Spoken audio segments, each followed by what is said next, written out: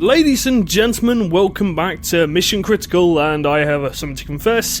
This episode will not be blind. I've literally about an hour ago I recorded 2 episodes.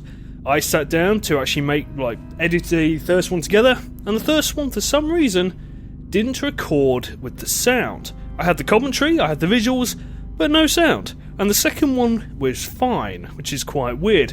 So I'm going to completely redo this episode because I can't get hold of the Mission Critical soundtrack, and it would be weird with any music that isn't the Mission Critical OST. So, in episode 4, we contacted the Admiral, he gave us the codes and everything that we needed, yada yada yada. So what we need to do is we need to establish a link with the Jericho. This one is amazingly simple, because all we have to do is that and that. Then go transmit, and we were given the passcode, and it is Jacob's Ladder. Okay, and then we have to select what we want. That will send the lander to Persephone. We don't want that. We want the ship to come here.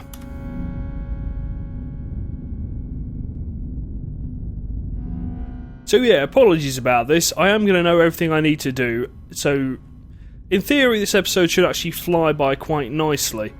I did and ah about re-recording it, but nah, it just didn't appeal. Okay, so as you can see, the lander has left the cargo bay. Right, brilliant. So now we need to go basically down to the cargo bay and let it in. No, don't want to go that way. One nice thing about this is, though, when I originally did this, I actually went inside, I got suited up, I went inside the lander, and then realised I couldn't actually go anywhere for a while. The lander basically needs to sort itself out before you can fly it. So we are going to get rid of some guff on this episode. We're also going to have a good crack at the combat minigame, because yes, there is indeed one. Okay. So all we need to do here, we don't have to do anything, we don't have to depressurize the control room anyway, so we just open the door and sod depressurizing, because it'll depressurize itself and activate the beacon so the lander knows where to go. And here it comes!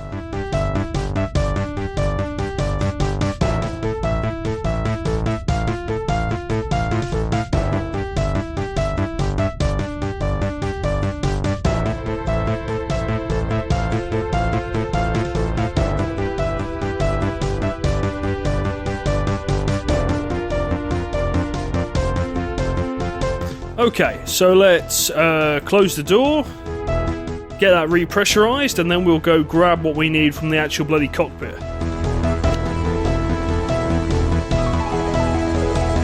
Come on, quick up. Quite epic music considering nothing's really happening, but god damn it, I like it. Whoever did the sound for this game, well bloody done, it's awesome. Oh. That's disappointing, it cut out the soundtrack.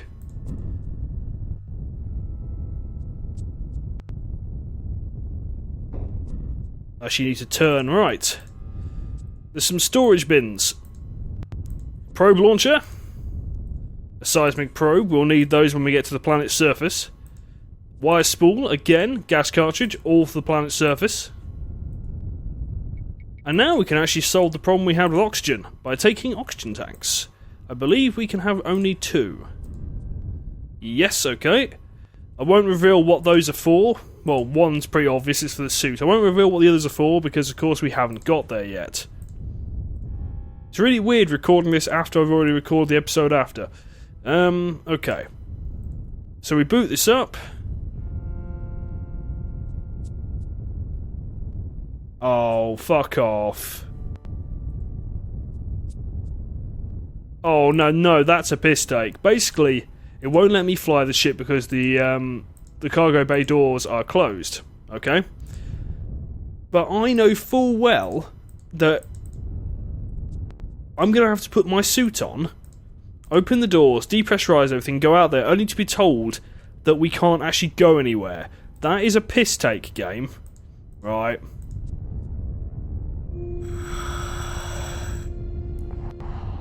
I think that door's still open. Can I depressurize? Oh yeah, okay. I was always worried that was going to kill me if I did it wrong, so I can literally just have the doors open and depressurize at will. Right, remember that. I'll make things a little bit quicker. Oh god, I always do that. Okay.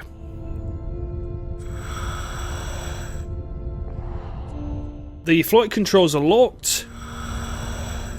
Basically, it needs to reboot itself. By the time it reboots, it has to do a load of checks. This could take hours. Okay. The computer will let us know when the actual lander's ready. So what can we do for now? Well, the one bloody thing we're going to get out of the cargo bay. Okay, use closed door. Then we'll get everything repressurized. And that'll do both.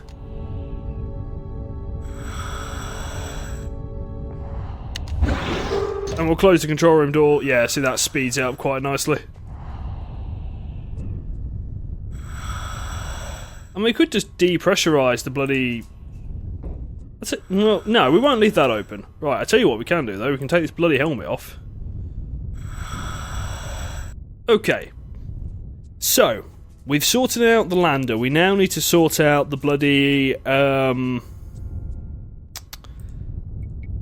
weapon systems. But we need to find out what the correct stuff for all that, as in how to use it. So now we've done that, let me just skip over to the next set of instructions. Okay, we need to go to deck 2. We need to go to the captain's room. That's not his bloody like office bit, his actual room, which I don't think we've actually been in yet.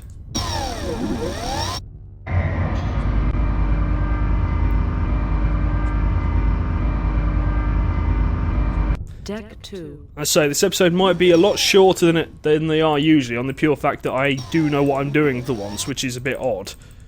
Okay, I think it's that one. Okay. Now, I'm not entirely sure if there's a bit of paper or something that I missed when we talked to the General. I couldn't find anything, but what we're meant to do is meant to turn on this device and look in it, okay? Depending where we're looking, well, this sort of... I think this is meant to be like... Okay, let's do this straight off the bat. So this device was taken from Paul, if I remember rightly. Now, Paul has basically got retina scans of the entire crew so he could get around, but he's used code names. So that's Kimberly Falcon, I believe, and other such. Where are we? That's Hideki. Miracle Dark, that is Dahl, who's the captain. So we've got that. And of course this is Dahl's quarters, and there's an eyepiece. So we do that. A moment later, the safe opens. That gives us the headset and the cable, which we need to use on the weapon system. And also the drug we need to pump ourselves full with to bloody get that, well, to use the system. There's also a folder full of stuff. I can't remember if it's actually worthwhile doing it. It's basically about the background of the research, what it does, etc, etc. And I think there isn't actually anything whatsoever of importance in here. Computer? Yes. No, not at all. Done. Access terminated by user. I think Michael Dawn only actually sort of recorded the one bloody audio log, which is a shame. Okay, so now we've done that. Where the hell can we use Where would the weapon system be, you may be wondering? Well, it is on the bridge, but we're not going to go there. The actual controls are on the bridge, but there's actually a weapons deck. Weapons.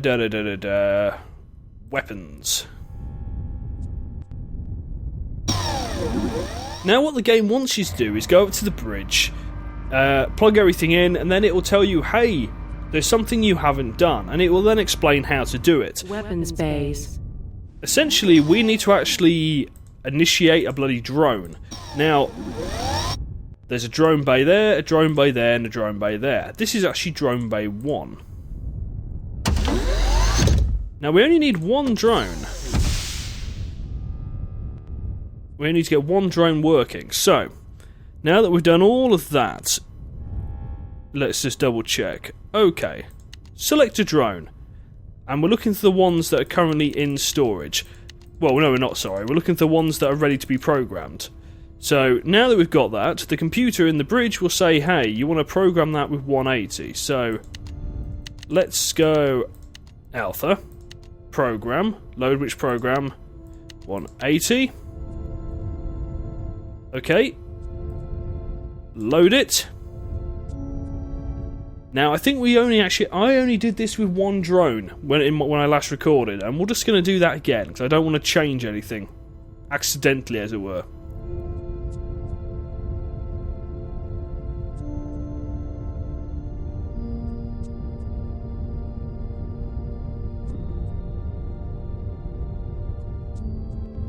Okay, and then we activate.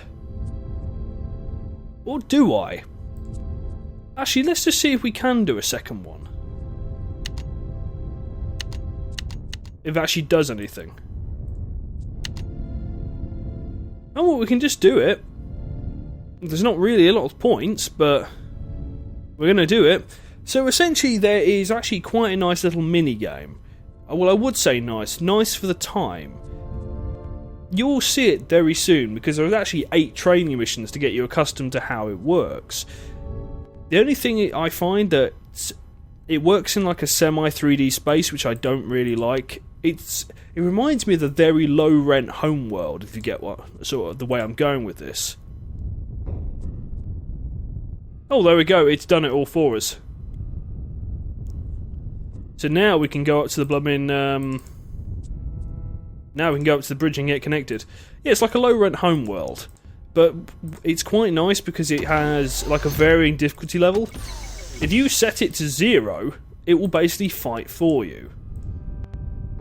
And I was only actually able to complete 4 out of all the training missions. I'm sure I'm going to say that again at the beginning of the next episode. Because of course, that one was done before the this re-record. Complicated times. So basically, by coming down here first, we skipped a step. Deck 1. Okay, bridge. Not actually been here before. Never thought to come up here prior to this for some reason. Okay. Attach computers there. You attach the key. Okay, you attach the computer. Okay. You attach the cable to the headset, and then that into that, and we put that on. Then we need to put the ampule in the syringe. Use the syringe. You roll up one of your sleeves and gently push the needle into one of the veins on the inside of your arm. The hypo dispenses the serum from the ampule, and you feel a burning sensation. A few seconds later, you are sicker than you had ever been in your life. It takes several minutes for the clouds of pain to recede enough for you to get your bearings. So there's every chance now we're going to die in a week. Brilliant! Engage. Hype Telecon System Initialization Checklist Revision 3.1. This automated checklist has been prepared in order to simplify the activation and use of the experimental TX15 Teradyne Hype Telepresence Control System components. These include the TX15 RC09 Client Battle Direction Software for the Basilisk Strike Craft, the TX15 Block 2 Cyber System Software Upgrade for the main computer, the telecom man-machine interface, and the hype mutagenic serum. Lovely. Please stand by while the TX-15 Block 2 software upgrade runs a self-diagnostic to ensure proper operation. And this, of course, is the point where it'll tell you the list of jobs you need to do. Thank you. Hype Telecom Checklist Step 1. Manually reprogram all RC-09 battle drones to be used with the Hype Telecom system. Use the arming console in each of the weapons bays to activate drones in storage, program their onboard computers for telecom operation, load them on the launcher, and hand them off to the main computer. The Hype Telecom program is coded as 180 in the Armor Servo Mech data store. Step 1 has been completed successfully. At least one drone is now available for telecom operation. Step 2. Initialize the Hype Telecom software, enter the release codes, and plug in the Telecom Man-Machine Interface, or Telecom MMI. You will recognize the Telecom MMI as a pair of outsized goggles with a cable terminating in a standard bus connector. Step 2 has been completed successfully. The main computer and the MMI unit are now ready for telecom operations. Step 3. After briefing the operator on the risks and side effects associated with the Hype Telecom system, prepare an 18 milliliter dose of Hype in a glucose suspension. Inject the operator with the Hype dosage. Wait 30 minutes. Do not be alarmed by side effects, which may include temporary nausea, acute pain, and dizziness. When operator is ready, place MMI unit on head. There is one major thing that's worrying about me, this whole situation. This is pretty damn powerful, okay? This weapon system, it's ridiculous. If you set this to computer, it rolls over the enemy, no questions asked. Why didn't bloody the captain use this when we got attacked in the first place? Because that would have fixed this entire situation. Hype Telecom system now coming online. Stand by. Okay, dodgy effect, so that means it's working.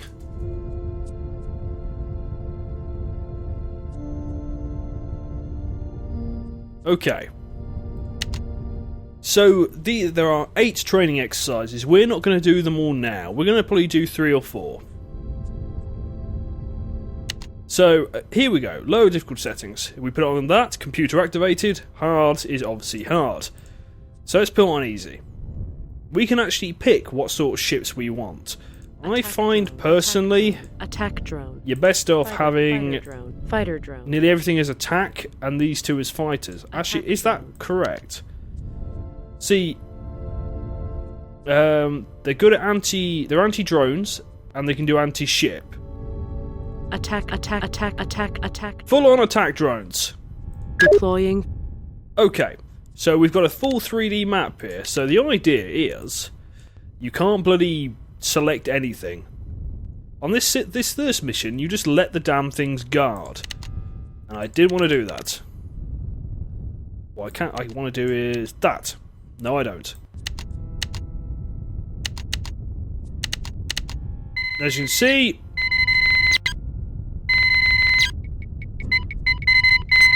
guys. Alpha tracking target. Oh, didn't mean to do that. Foxtrot. Okay, and he's running away. Tracking target. Hang on. Come back. Foxtrot. Waypoint set. Bravo. Information. So as you can see, a very low-rent homeworld. So what I'm doing is I'm basically forming them up. They will just then defend that ship and ignore the others. But if I now go, as you can see, they will formation up around there. So if I go like that. All enemy drones have been destroyed. Scenario 1 done. Now, the enemy ships will fire missiles at us. So we're going to keep everything as is. And we will basically... Alpha. Information. Bravo. Information. Put these in... Information. Delta. Information. We'll do that, okay? So basically there's 2 ships guarding. But as you can see, they're coming over. They'll destroy the missiles as they go across, and we will destroy their missiles. So as you can see, we're already combating the missiles, and these are the guys that we're put to defend. Whereas these guys, what I want to do is do that, select Foxtrot, and select Go. Okay, so now, that's all the enemy drones done. Tracking target. So we can keep our guys there defending, and we can send these drones over to destroy them. Apparently there is one drone left. There. Okay. All enemy drones. The thing is, and now we just got to destroy the remaining missiles. As long as they haven't got a drone and you have left, you'll destroy their missiles, they won't destroy you. It's quite an arduous and long experience, but you can keep going. It's there that I had problems because, yeah, well, you'll see. Line of sight. Same thing again. Deploying. So let's Information. Bravo. Information. Charlie. Information. Delta. Do that. Information. India. Information. Foxtrot. Information. Golf. Information. You've got to actually act surprisingly quick. Now, there is actually... Where is it? There is a ship, but we need to rotate round to find it. So we're getting a lot of missiles fired. There's a drone. Okay, there's... Right, so we're getting drones coming in. Tracking target. Go. These guys can handle the missiles. Okay, and the other drones? Echo.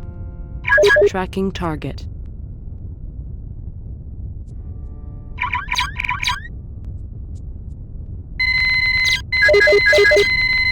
Okay, that's all the drones dead. So now the question is, where are the missiles coming from? Just gotta find the other ship.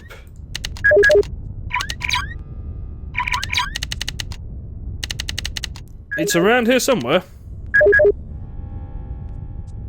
India. Waypoint set.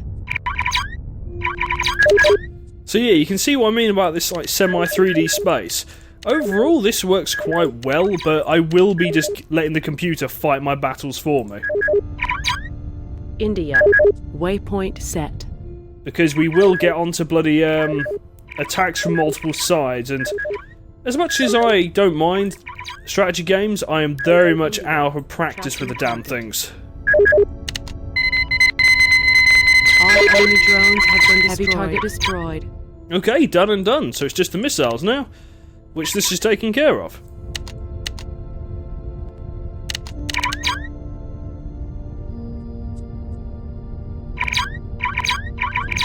Now I'm going to show you bloody like the last mission with the AI on only. No like help from me, and it is actually ridiculous. All enemy ships have been destroyed.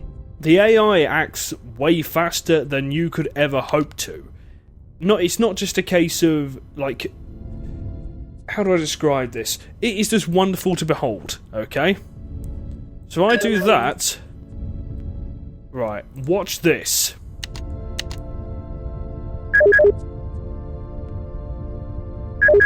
This isn't actually the one I got stuck on. I managed to do that, but look at it. It just rolls over the enemy without us taking any sort of real damage. Look how quick that was. This is the one where I had trouble with, because I believe there was two. Okay, so it's still on bloody... Oh, hang on. I ate that as well. Ah, go on. Up you go.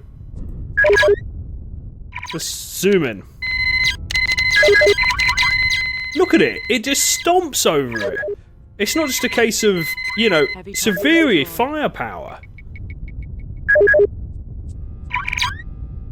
This is the one where it's got two. There we go. There we go. But yeah, it just stomps. It is obscene.